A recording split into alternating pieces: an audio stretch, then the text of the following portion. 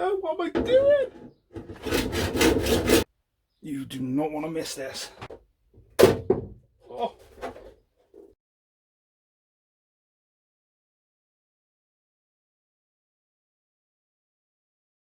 Hello, this is Jake, and welcome to a new video and the start of a new building series on the channel.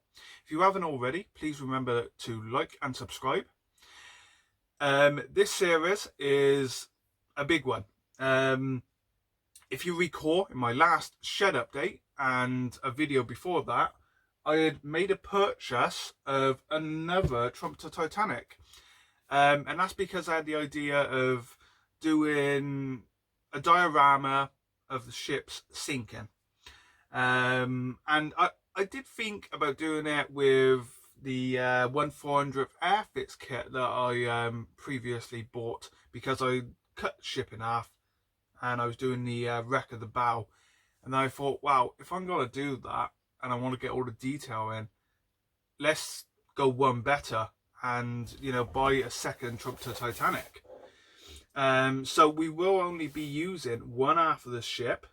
A lot of people ask me what time and space will I be building the ship sinking in? Am I going to use the old ship? Is the front end, just the bow section, going to be underwater?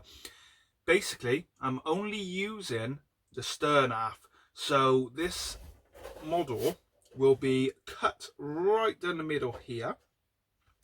And all this half will be built as normal. This half will be put aside for a future project of the wreck of the Titanic in 1/200th. So if you want to check that out as well, please remember to subscribe. That'll be coming later this year. So we will only be using the stern half. So that means I got to cut it. That does mean I will be showing you all how to paint it up, and how I painted the first one. I've not even finished yet. How I painted that up. That was one of the big things I took from a lot of people's comments, was you really wanted to see how I painted it. Did I airbrush it? Did I hand paint it? Did I use spray cans? So in this series, we will be having a look at how to paint your Trumpeter Titanic up. But do bear in mind that it's only got to be half of the ship that I will be painting up, because I'm only doing the stern half. But the same principles are involved for the rest of the ship. So what I'm doing just on the stern half goes for the entire Titanic. So that's the plan. It's going on a piece of board. Now, I've bought a 3-foot by 2-foot piece of board. However, that'll probably be cut down to 2 by 2. And the reason is for that, I could have it bigger, because it's not just the ship we're going to be focusing on. Obviously, I'm going to be doing the water, lifeboats in the water, figures, loads and loads of 1/200th figures to be painted up. It's, you know, this has got to be a long project. Not sure how many episodes going to be in this series, but should be really good anyway.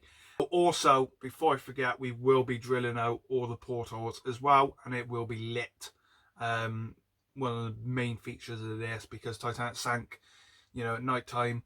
I believe it was it 1:15 or something like that, or 2:15? I'm not 100% sure. Correct me in the comments. You always do. Thank you.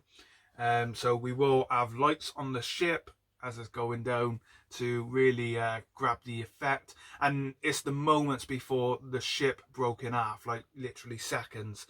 So there's not going to be any cracks in the ship showing, but that is the time slot just before it broke in half. So the chimneys will still be in place, the rigging and everything, before that terrible thing happened to the ship. So yes, let's get started.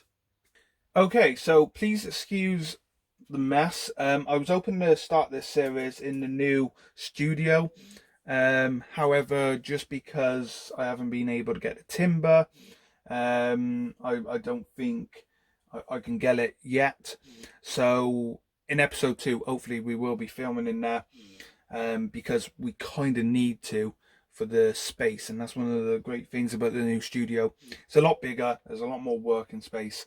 And also the Trumpeter Titanic, the first one I'm still building, is actually going to be on display in there for a while whilst we're doing this. Okay, so we will be cutting the Titanic. Let me just grab this piece of Lego. Yes, Lego ship coming soon. That's where we're cutting it across, right there, which is basically completely half of the ship. How I marked this out was I literally pull it next to the one I'm working on, the Trumpeter Titanic. Here it is. What we need to do, first thing, is get some of the parts that actually go on the ship, some of the decks, just to make sure this is not bowing in or bowing out too much. Okay, so I got the stern section out. I actually very nearly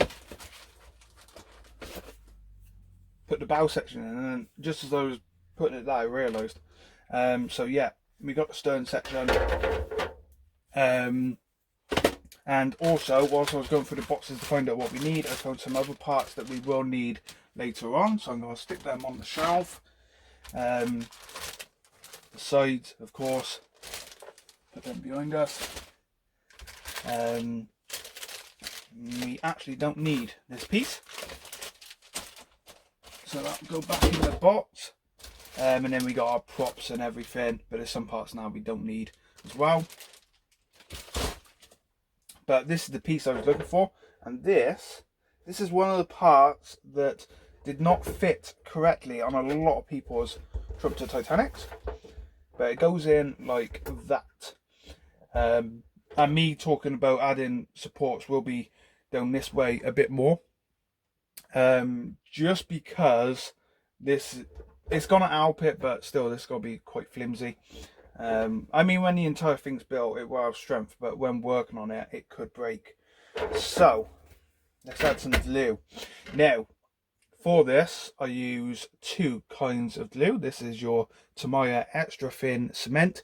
This dries very fast, literally 5 seconds, and it will evaporate.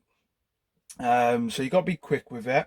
You can use that. You can also use your Humber glue, which I don't think I have any down here now, just because we've been building models up in the house. So we're going to use some of this Tamiya glue. It dries quite fast, but one of the great things about this, you have the brush on the end. Just put it on like that.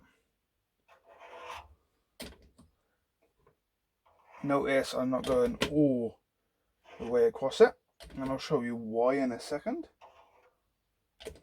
Place that in there. Make sure we get it all lined up. Right.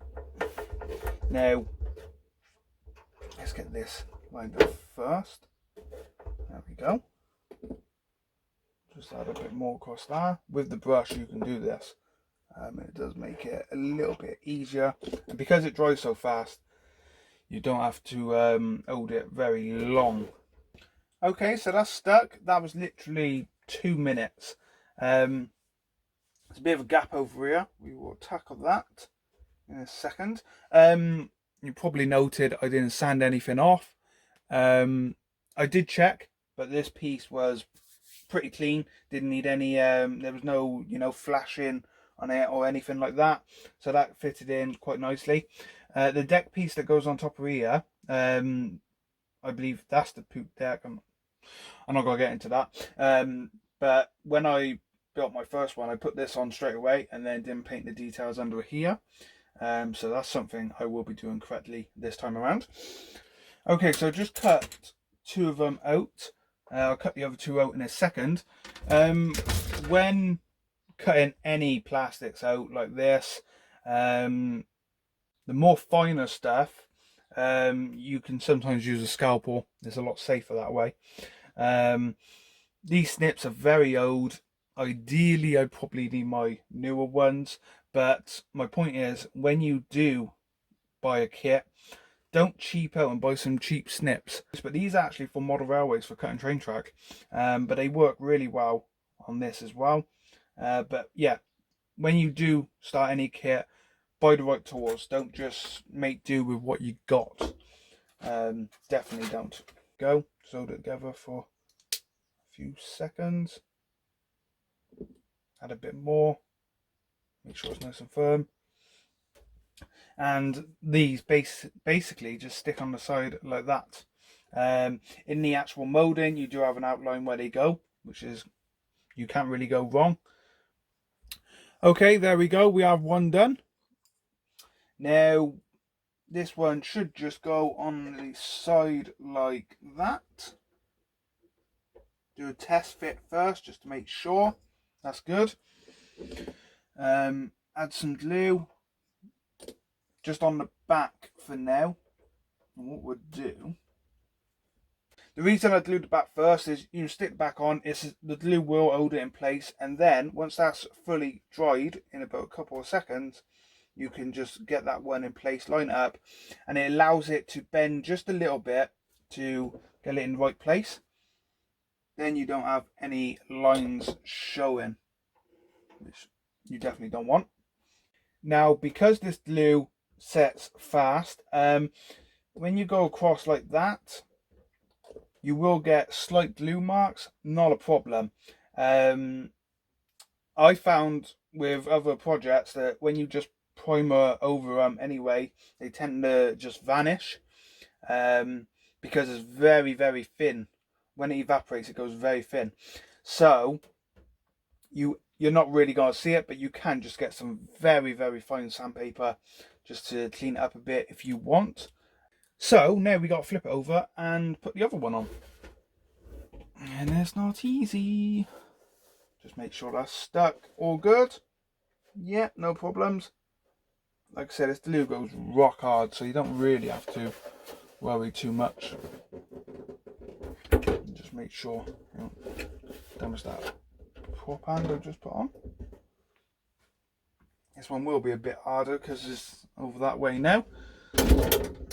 Okay, so just cleaned up the other part. I have used a scalpel just to clean up some of the, when I snipped off some of the flashing. Pretty simple, always cut away from you. But yeah, if you're using a scalpel, be extra careful you don't cut yourself. I've done it many, many times, cutting myself with a scalpel. Yeah, not fun. Right, so we'll glue this one together. So same process again. Just, there we go. Now, you see a gap there because I'm putting pressure in the middle, and that will allow us to get some glue inside. Again, if you get any glue on the outside, don't worry too much if you're using the same glue as me. And these parts will be cleaned up on the boat, on the Titanic after. Like the one prop I've just put on now, the shaft, sorry. There's a bit down here that needs sanding, very simply done. I might even just use a piece of sandpaper in a minute and just clean that up, but we'll stick that one. Let's do the back again, make sure I get it in the right place. There we go. Yep, that's all good.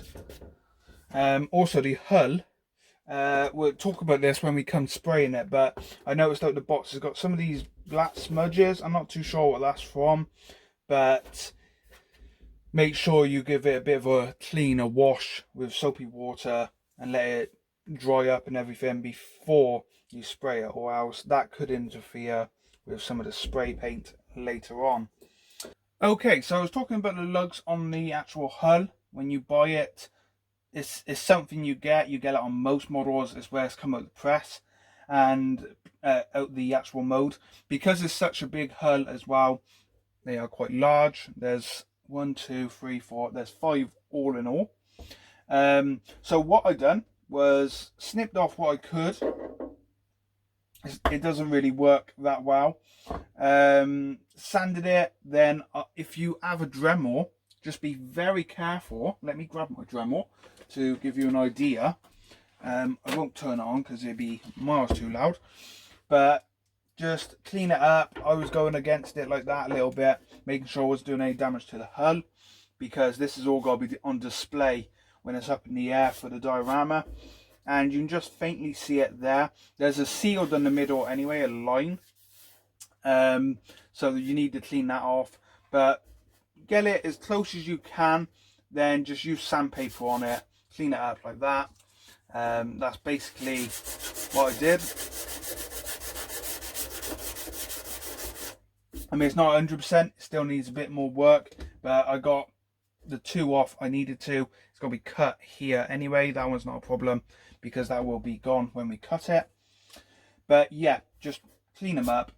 Pretty simple. I did do it on the one on my first Trumpeter Titanic, but I didn't do a great job of it, and I might go back and have a look at that before I put it on display. Okay, so now we come to the difficult part. We gotta cut the hull, and this is a big step, and a lot of you out there are probably thinking, well, why would you buy something that expensive? Because it's not a cheap model, then cut it in half. I'm doing it because I've always wanted to do it. I've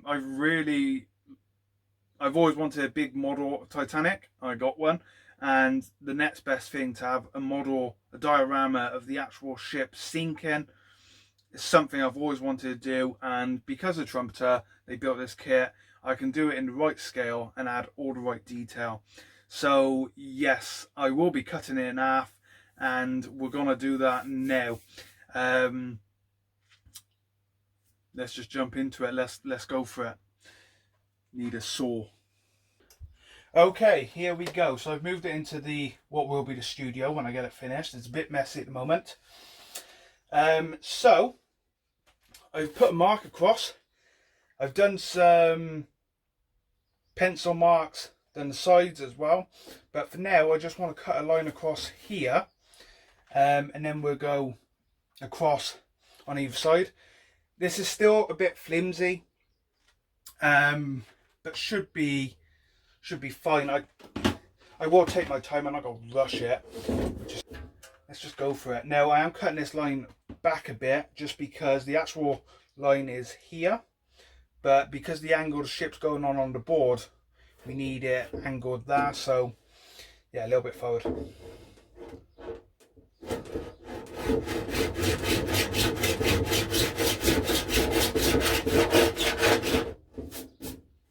No, what am I doing?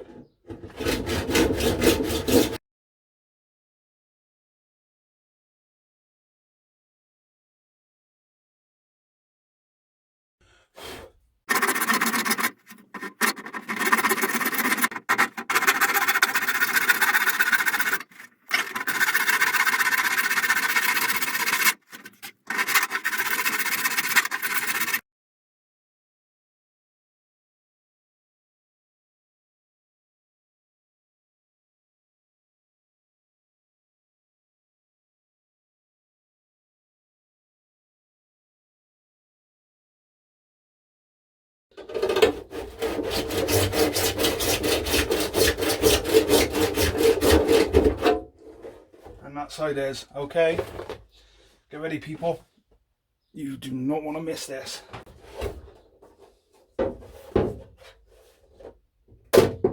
Oh.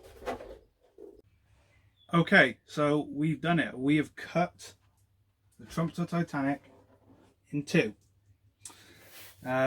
Sorry if the screeching and the sound was a little bit. I might even, edit the sound out because it was very loud for me. I'm guessing it's going to be loud for you lot.